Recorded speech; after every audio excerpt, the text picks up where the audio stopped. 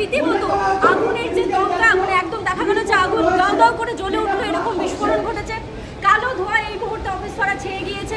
Sector 5-এর Philips মোড়ের কাছের এই ফ্যাক্টরি, স্থানীয়রা বলছেন ফ্লেক্স তৈরি করার একটি ফ্যাক্টরি। বিভিন্ন ধরনের দাহ্য পদার্থ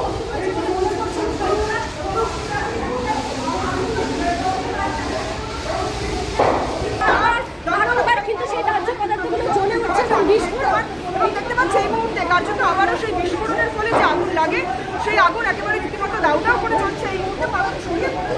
হ্যালো,